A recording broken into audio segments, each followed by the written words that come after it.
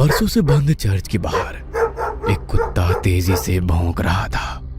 तभी अचानक उसके सामने एक साया लहराकर बाहर आया। उस साये को देखकर कुत्ते की आवाज उसके गले में ही बंद होकर रह गई। वो साया उसके आसपास लहरा रहा था। अचानक हवा में उस साये के साथ उड़ता हुआ वो कुत्ता उस चर्च के भीतर दाखिल हो गया। उसके भौंकने की आवाज अभी भी आ रही थी। कुछ देर के बाद हवा में उड़ता हुआ उसका शरीर वापस बाहर आया। इस बार उसके शरीर में प्राण नहीं थे। उसका पूरा शरीर सफेद था।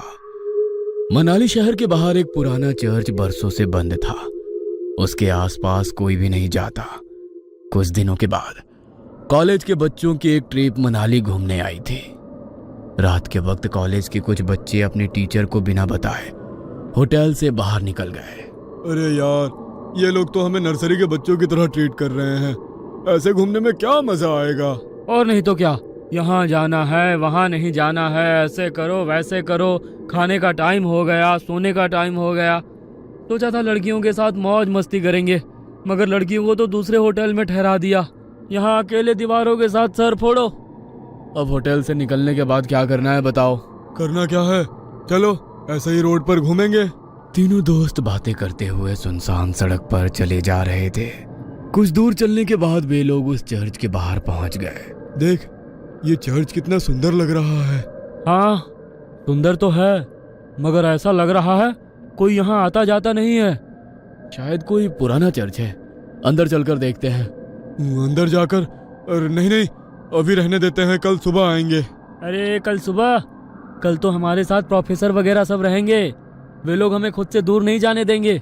अभी चलते हैं ना, रात या दिन क्या फर्क पड़ता है। हाँ, वैसे भी हम लोगों के पास मोबाइल में टॉर्च तो है। बोरिंग सी ट्रिप में थोड़ा सा एडवेंचर हो जाएगा।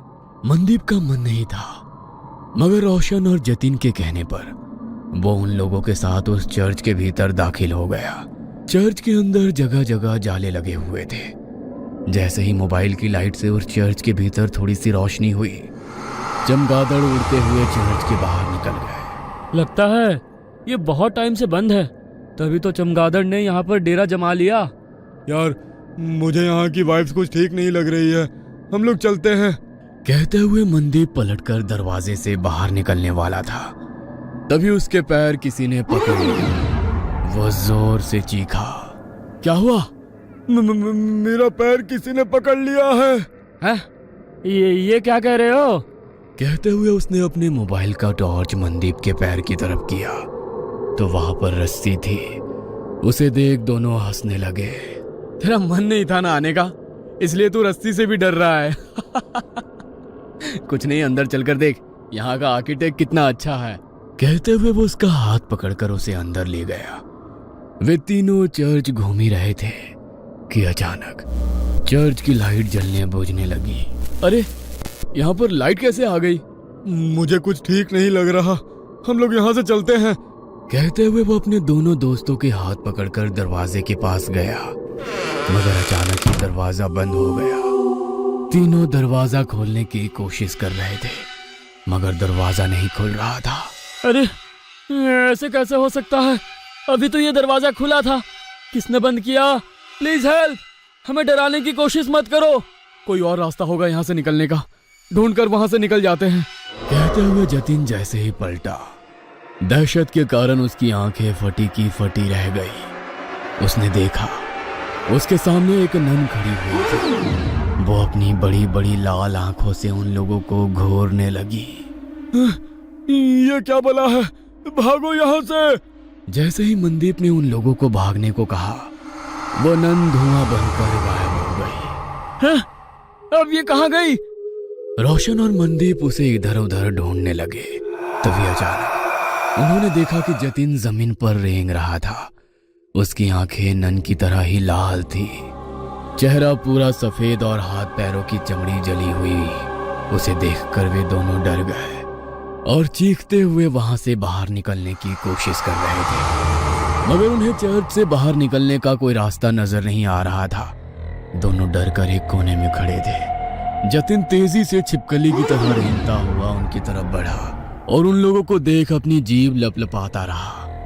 कभी जतिन का चेहरा नजर आता तो कभी उस नन का। हमने तुम्हारा क्या बिगाड़ा है? छोड़ दो हमारे दोस्त को, हमें यहाँ से जाने दो प्लीज, हमें यहाँ से जाने दो, हम कभी यहाँ नहीं आएंगे। कहते हुए मनदीप ने उस नन के आगे हाथ जोड़ लिए। नन उसे देख मुस्कुराने लगी।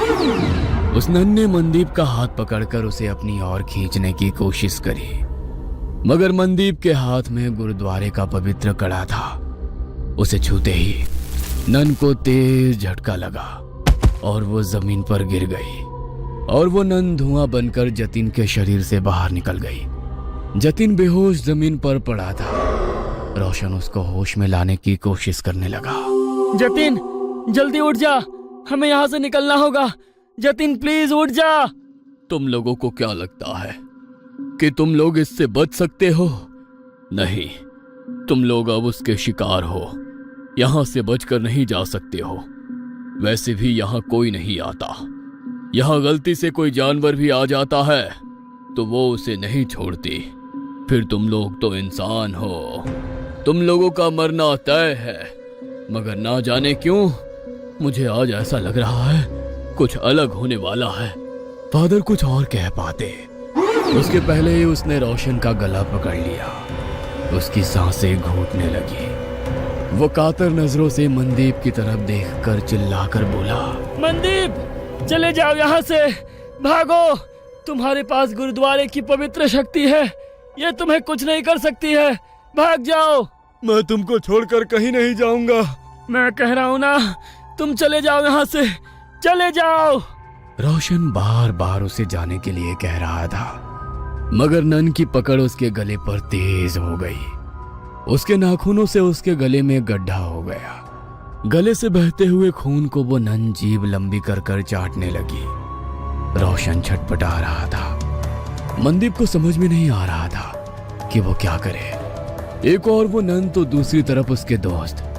तभी उसके दिमाग में एक विचार आया। उसने अपने हाथ का कड़ा निकाला और एक हाथ में कड़ा और दूसरे हाथ में कृपाण ले वो जोर से बोला, वाहेगुरु जी का खालसा, वाहेगुरु जी की फतेह।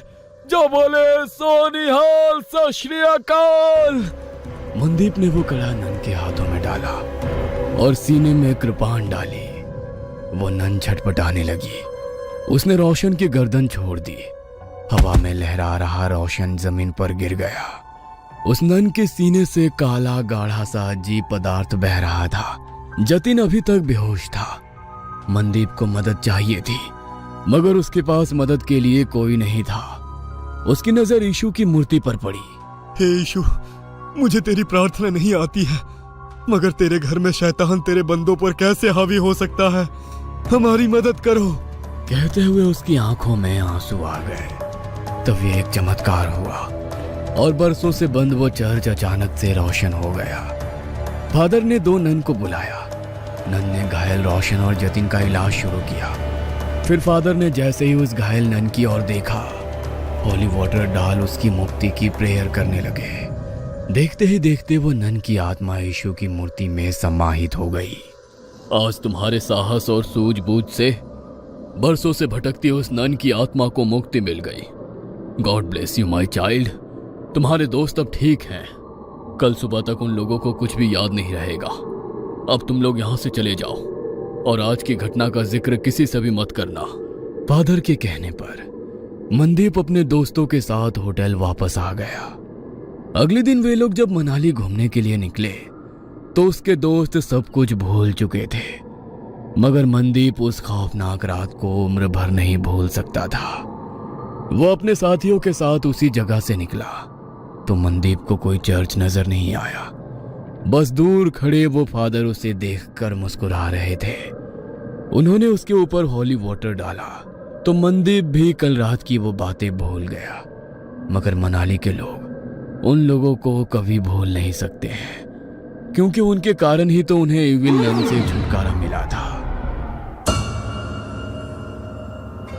ये कहानी आपको अच्छी लगी हो तो हमें सब्सक्राइब करें, हमारा इंस्टाग्राम और फेसबुक पेज जरूर फॉलो करें। और हाँ दोस्तों, सब्सक्राइब करना भूलना मत।